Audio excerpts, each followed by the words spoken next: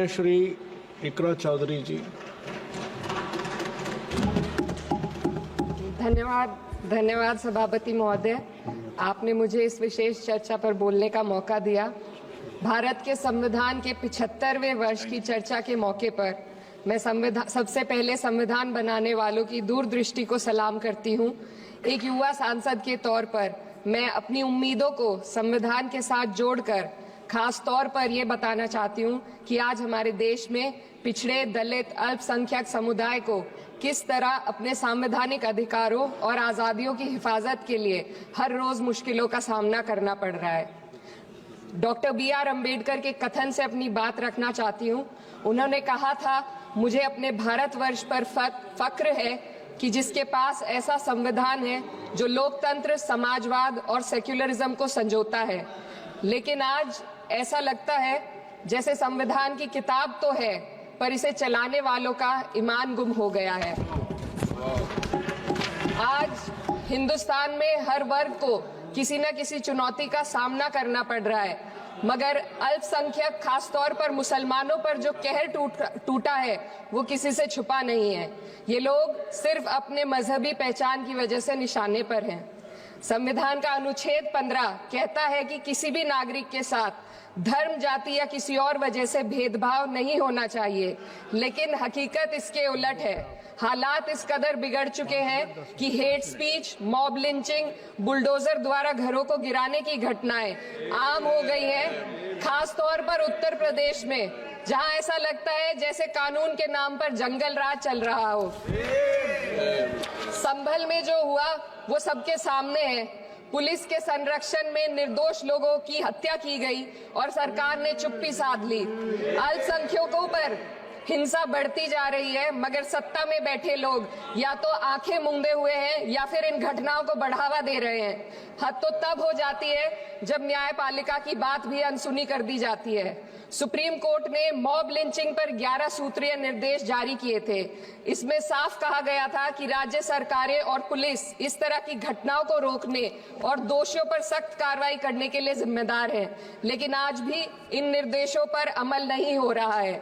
हाल ये है कि मॉब लिंचिंग को रोकने की बजाय सत्ता में बैठे लोग आग में घी डालने का काम कर रहे हैं। उनकी जुबान से ऐसी बातें निकलती हैं जो नफरत को और बढ़ावा देती है। ये अशांति अब इतनी गहराई तक फैल चुकी है कि हमारे समाज के धर्मनिरपेक्ष चरित्र पर गंभीर सवाल उठ रहे हैं। साल की शुरुआत में ही कई राज्यों में दुकानदारों को अपने नाम बोर्ड पर लगाने के लिए मजबूर किया गया।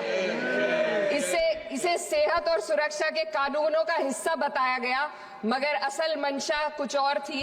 ये कदम खास तौर पर मुसलमान दुकानदारों को निशाना बनाकर उठाया गया ताकि उनकी रोजी रोटी पर चोट की जाए। पिछले हफ्ते मुरादाबाद में एक मुस्लिम डॉक्टर को हिंदू बहुल्य मोहल्ले में घर खरीदने पर विरोध झेलना पड़ा। वजह बताई गई कि इससे मोहल्ले की सामाजिक शांति बिगड़ जाएगी। अब आप ही बताइए, क्या ये वजह सही है, जायज है? असल में ये छोटी बड़ी घटनाएं इस बात का सबूत है कि सांप्रदायिकता को बढ़ावा देने वाले बयान और नीतियां हमारे समाज को अंदर से खोखला कर रही है। उत्तर प्रदेश में यति नरसिंहन ने बेहद घटिया बयान दिया, लेकिन सरकार इन बयानों पर कोई कार्रवाई नहीं कर रही। हेट स्पीच न केवल जनमानस के विचारों को प्रदूषित करती है, बल्कि इससे अब संवैधानिक पदों पर बैठे लोगों को भी प्रभावित कर दिया है। अभी हाल ही में माननीय उच्च न्यायालय इलाहाबाद के माननीय न्यायाधीश ने ऐसे बयान दिए जिसका संज्ञान खुद सुप्रीम कोर्ट को लेना पड़ा।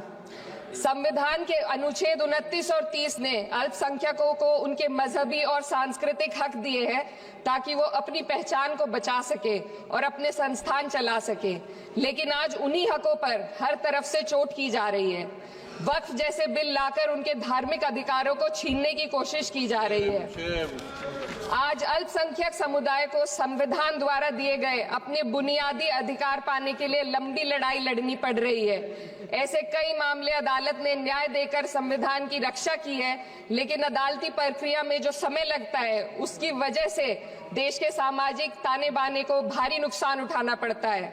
मिसाल के तौर पर इलाहाबाद हाई कोर्ट ने 2004 के मदरसा एक्ट को रद्द कर दिया था, जिससे मदरसों के संचालन पर सवाल उठे। हालांकि सुप्रीम कोर्ट ने बाद में इस फैसले को पलट दिया और एक्ट को वैध करार दिया, लेकिन इस प्रक्रिया में जो समय लगा उसने अल्पसंख्यकों को बेचैनी और संघर्ष के दौर में डाला है। इसी कड़ी में प्लेसेस ऑफ वर्शिप एक्ट 91 भी आता है और कई अन्य अधिकार, उन्हें भी इसी तरह अदालती लड़ाइयों में उलझाया जा रहा है। ये स्थिति न केवल अल्पसंख्यकों के अधिकारों की राह में रुकावट है, बल्कि justice delayed is justice denied जैसी कहावत को सिद्ध करती है। मैं इस सदन से दुनिया भर के अल्पसंख्यकों की आवाज उठाना चाहती हूँ, खास तौर पर हमारे पड़ोसी देश बांग्लादेश में। खासतौर पर हमारे पड़ोसी देश बांग्लादेश में अल्पसंख्यकों के साथ जो हो रहा है वे दिल को गहरे तक चोट पहुंचाने वाला है। उनकी जान माल की हत्या की जा रही है। बांग्लादेश हो या हिंदुस्तान हो या कोई और देश, अल्पसंख्यकों की सुरक्षा, इज्जत और अधिकारों की हिफाजत हर सरकार की सबसे पहली जिम्मेदारी होनी चाहिए। मैं इस सदन से अपने देश के अल्पसंख्यकों के साथ बांग्लादेश के पीड़ित अल्पसंख्यकों की आवाज को एक साथ उठाना चाहती हूँ। ये वक्त की पुकार है कि हम सब मिलकर ये सुनिश्चित करें कि किसी भी इंसान को उसकी पहचान या मजहब के कारण डरकर जीने पर मजबूर ना होना पड़े। जहाँ हक छीने जाते हैं वहाँ अमन खो जाता है। ये बात हर सरकार को समझनी चाहिए। अगर हम सच में अपने संविधान का सम्मान करना चाहते हैं तो हमें नफरत और भेदभाव को खत्म करना होगा। हमें ये दिखाना होगा कि ये मुल्क हर वर्ग, हर जाति, हर धर्म और हर समुदाय का है, और जब तक ऐसा नहीं होगा तब तक संविधान की आत्मा